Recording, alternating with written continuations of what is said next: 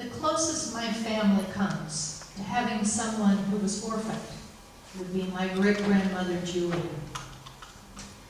The family story says that when she was young, about 5 years old or so, her mother was dying. She had an older sister who was deaf and a baby brother, and her father was finding his life very difficult with his wife's illness and having to take care of 3 children. So somehow, the decision was made to give her away. Those were the words my mom and grandpa always used, give her away. When my mother started doing our family genealogy, she found that the last name that we had always assumed was Julia's birth name was wrong. It wasn't Hansen. Those were the people who had adopted her. It was Jensen. And with that discovery, Mom was able to trace her family back to Denmark. And more than that, she found some stories of the grandmother she never knew, who died of breast cancer 14 years before Mom was born. The most poignant story has to do with her understanding of being given away at age 5. Apparently, she never understood why her father would have given her away. Why not the older daughter, who was several years older and more able to support herself despite her deafness? Why not the baby boy, who probably wouldn't remember the crisis situation and subsequent Sophie's Choice type decision? Instead, it was Julia. On her deathbed, a friend told my mother years later, her last words were, "Why me? Why didn't they want me?" Still chokes me up to talk about it. Actually, I didn't realize I'd get so emotional. She saw herself as abandoned by her father, orphaned by her mother, and impacted her whole life. You may also know someone who was orphaned at an early age, or maybe you were. And many people would say that becoming an orphan at any age affects a person profoundly for the rest of their life. Memorial Day is a day originally meant to remember those brave men and women who lost their lives in service to our country. In many communities, it's also become a day to remember family and friends who have gone before us. I know that in Perry's hometown in Kansas, there will be a new gravestone dedicated for his nephew and a family memorial service for a cousin who died recently. Our gospel text for today from the book of John is the continuation of Jesus' farewell to his disciples. He's preparing them for his loss. And there have been many questions and misunderstandings, as is typical in the book of John. Peter promises to lay his life down for Jesus and is told that he will betray his Lord. Thomas says, "We don't know where you are going. How can we know the way?" Philip says, "Lord, show us the Father and we will be satisfied." Jesus has been working with them, teaching them, advocating for them.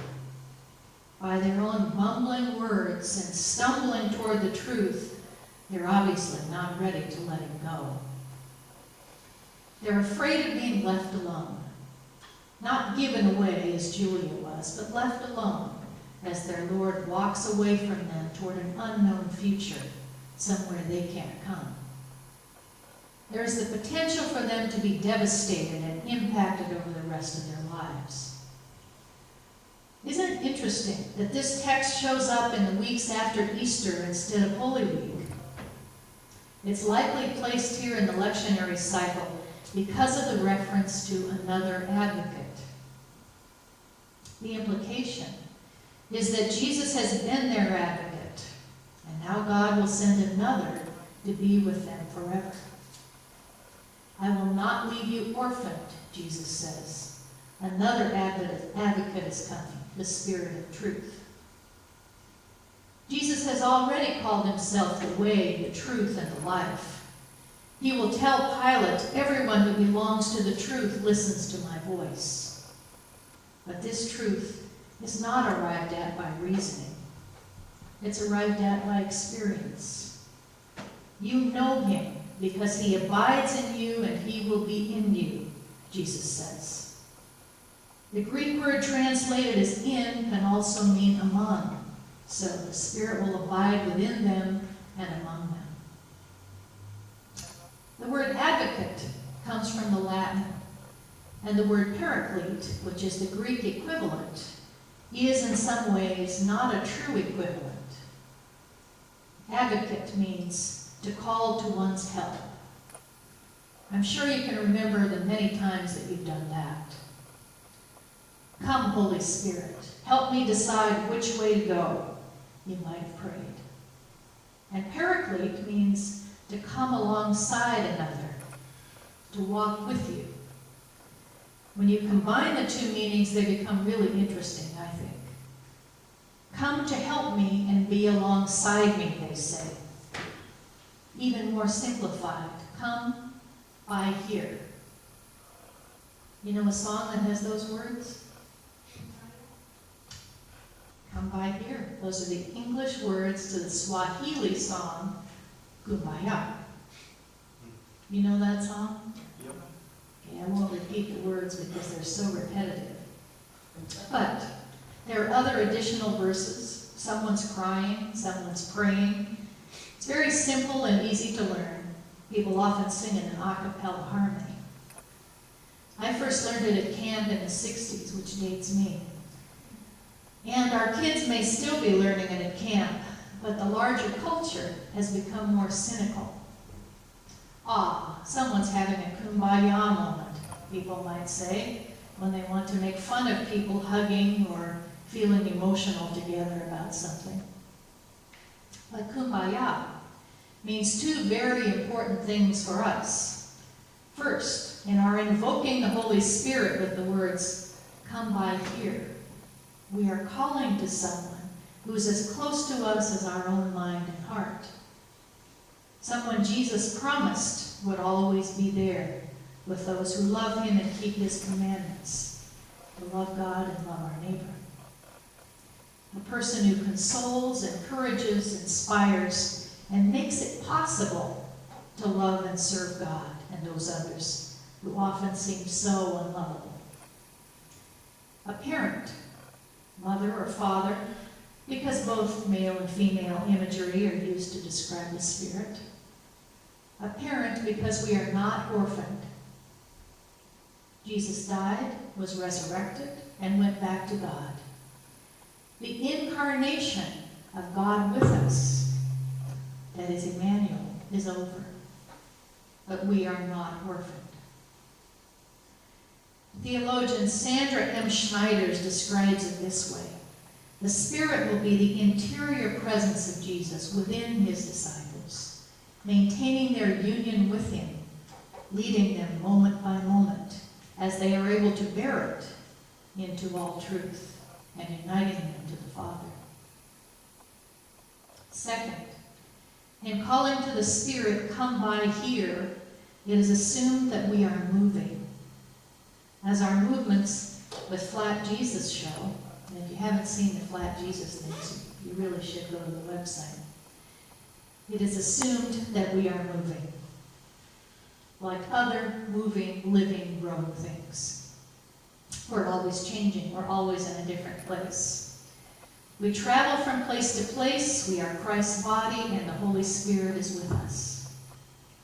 And in this place and beyond, as our mission statement reminds us, we are about sharing Christ's peace and love through acts of healing, reconciling, and responding to the needs of our neighbors. As our presiding bishop, Catherine Jeffrett Shorey, admits in her sermon, Mother Love, certainly some people are easier to love than others. Loving one another doesn't mean that we have to like everyone, but it does imply treating everyone with dignity, looking for ways to liberate ourselves and others for greater life. And it means continuing in relationship even when we disagree about almost everything. It also means continuing to expand the guest list, looking for those who haven't enjoyed enough love. God knows That's what's behind most forms of violence. People who live in fear, who haven't known the kind of love that obliterates fear. And here, this is almost prescient as she says this. Every school shooting is the result of a person or a few people who feel excluded and devalued and unloved. Every human separation, war, aggression, even road rage is about the absence of love. In the midst of the disciples' fear and resistance, what does Jesus say? Love one another as I have loved you. Befriend the stranger, engage your enemy in love. Challenge the unlovable. Go hunting for the unloved. I wish I'd known my great-grandmother, who felt abandoned and unloved in some respects until her death. I know that she also was not orphaned by her Lord. If you feel orphaned at times, or as you remember this Memorial Day, those you have lost, please remember, you have one who comes to help you and be alongside you, close as a loving parent and as challenging to become the best and most loving child of God you can be.